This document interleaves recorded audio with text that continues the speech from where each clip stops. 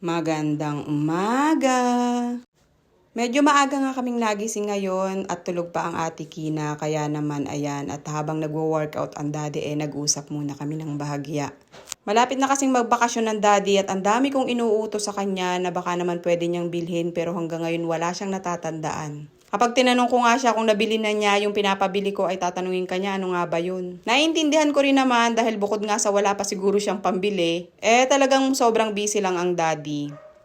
Kaya ayan, habang iniintay kong magising ang ate Kina, naglambing-lambingan muna kami ng Sara at nakipag-usap sa aming daddy. Puspusan nga ang pag-workout at ipinagmamalaking wala na daw ang kanyang tiyan, sana all.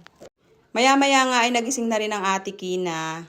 Kaya ayan, nag-prepare na ako para paliguan at ayusan siya dahil papasok na nga kami.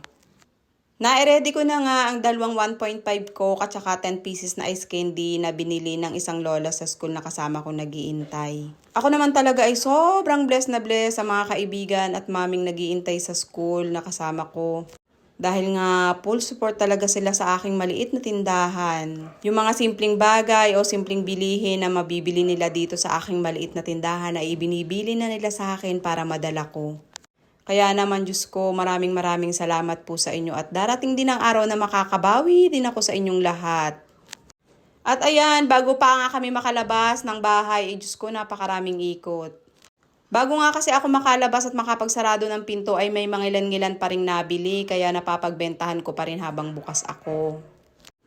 Kaya ayan, ready na ang aking dalawang bata. Ay Diyos ko, marami pang ikot ang nanay. Ito rin naman nga ang kagandahan kapag may e-bike ka.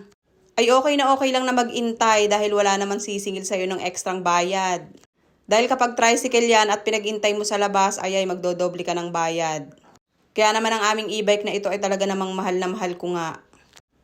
Nakalimutan ko nga ring lagyan ng lotion ng aking inday kaya yan kahit nasa e-bike na kami naglagayan pa kami ng lotion. Ito kasing balat ni Sarah kapag hindi mo nalagyan ng lotion ay Diyos ko pwede ka nang magsulat. Sobrang dry kasi talaga ng balat ni Sarah, hindi kagaya ng balat ng ate Kina. Ang ate Kina kahit hindi mag-lotion ay parang fresh na fresh pa rin, sana all. Diyos ko, bago ka talaga makaalis ng bahay, napakarami mo pa pang nakakalimutang gawin. Napakaliit pa nga ng aking tindahan na hindi na nga ako magkanda ugaga sa mga gawain. Ay papaano pa kaya pag medyo lumaki na ito? Abay syempre, kapag lumaki na ang aking maliit na tindahan ay kakayanin natin lahat ng hirap, ngayon pa ba? Sanay tayo sa sobrang hirap ng buhay kaya naman yung mga ganitong bagay ay sobrang napakagaan na para sa atin.